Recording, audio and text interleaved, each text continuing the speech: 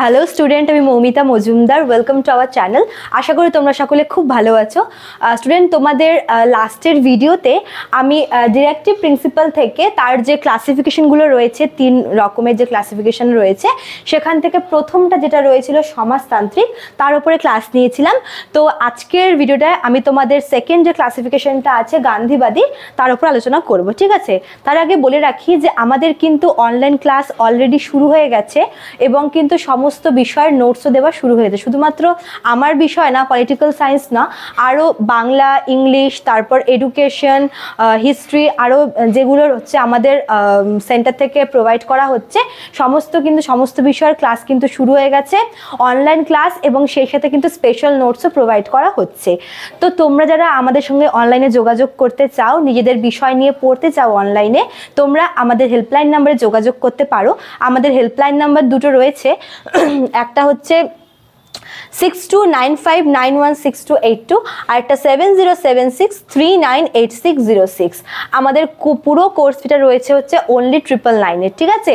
Only 999 pay করে তোমরা major, minor, MDC, VSC, Aisi, ACC এই সমস্ত কিছু কিন্তু তোমরা অনলি 999 মাধ্যমে তোমরা হচ্ছে পেয়ে যাবে। ঠিক আছে, এই এই সমস্ত কোর্স কিন্তু আমরা শুধুমাত্র 999 বিনিময়ে তোমাদেরকে প্রোভাইড করব। ঠিক আছে, এবং তোমাদের কোর্সের কোর্স চলবে হচ্ছে 6 মাসের।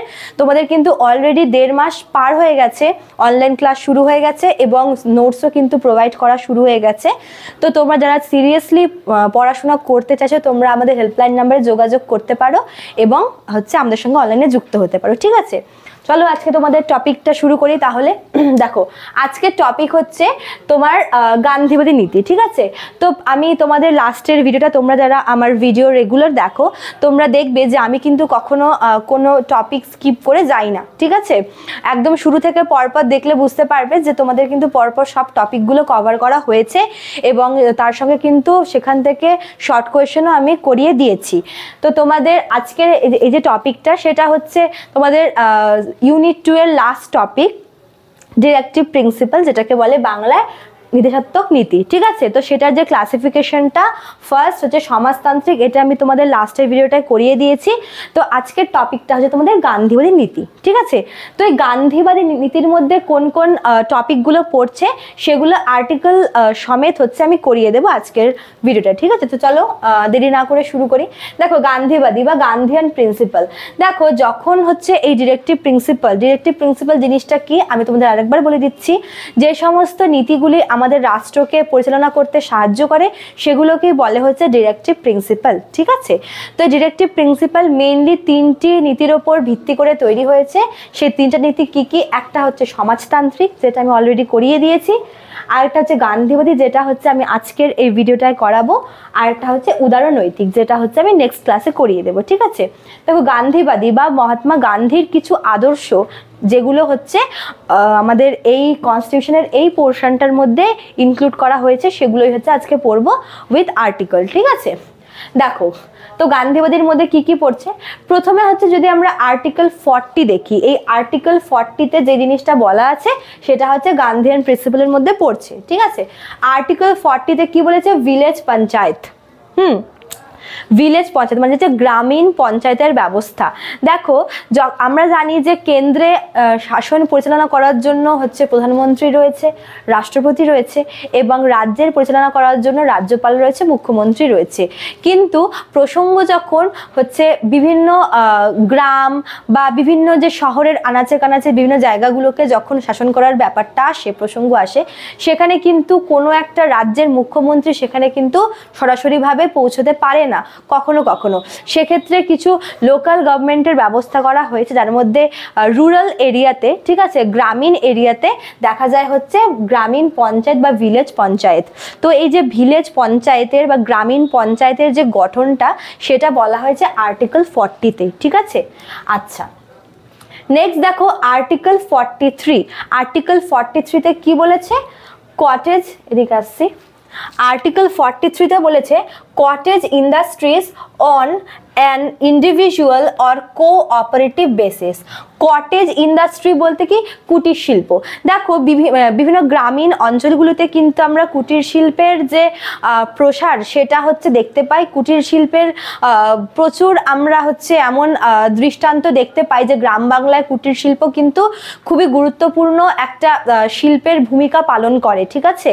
তো এইসব গ্রামীণ এলাকায় এই যে কটেজ ইন্ডাস্ট্রি বা কুটির শিল্প সেটা হচ্ছে সেটা মানে কোনো একটা ইন্ডিভিজুয়াল বা ব্যক্তিগত বলো বা কোঅপারেটিভ বা সমবায় ভিত্তিতে বলো, এই যে কুটির শিল্পের গ্রাম বাংলার এই যে কুটির শিল্পটাকে প্রসারিত করার কিন্তু ব্যাপারটা বলা হয়েছে আর্টিকেল 43-তে, ঠিক আছে।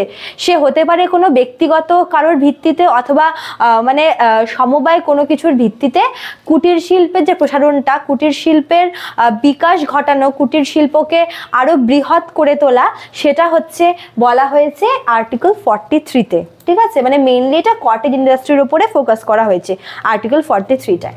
আচ্ছা, নেক্সট দেখো আর্টিকেল 46। আর্টিকেল 46-এ কি বলেছে? আর্টিকেল 46-এ বলেছে educational and economic interest of backward classes, এখানে ব্র্যাকেট দিয়ে দিয়েছি এসটি এসসি। দেখো বিভিন্ন যে পিছিয়ে পড়া শ্রেণীগুলি রয়েছে, হ্যাঁ, সে তোমার তপশিল জাতি বা উপজাতিগুলো যে রয়েছে, বিভিন্ন ব্যাকওয়ার্ড ক্লাসের আর কি সম্প্রদায়ের মানুষেরা, তো তাদের হচ্ছে পড়াশোনার ক্ষেত্রে তাদের ইকোনমিক দিক থেকে ডেভেলপমেন্ট করার জন্য কিন্তু একটা প্রচেষ্টা করার কথা বলা হয়েছে। দেখো পিছিয়ে পড়া মানুষরা এখনো বর্তমানে আমরা দেখি যে বিভিন্ন যে ব্যাকওয়ার্ড ক্লাসের মানুষরা রয়েছে, পিছিয়ে পড়া বা দুর্বল শ্রেণীর মানুষরা রয়েছে, তারা কিন্তু এখনো সমাজে সেই জায়গাটা পায় না।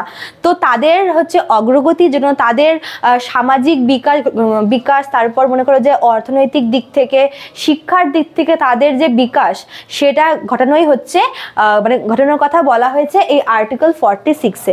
মানে এই আর্টিকেল 46টা মেনলি ওই পিছিয়ে পড়া মানুষদের স্বার্থের কথা বলা হয়েছে, যে তাদের পড়াশোনার ক্ষেত্রে, তাদের সার্বিক উন্নতির ক্ষেত্রে একটা প্রচেষ্টা, একটা ইনিশিয়েটিভ নেওয়ার কথা বলা হয়েছে, যাতে করে তারা আর পিছিয়ে না থাকে, তারাও যেন সবার সাথে একইভাবে যেন এগিয়ে যেতে পারে, ঠিক আছে।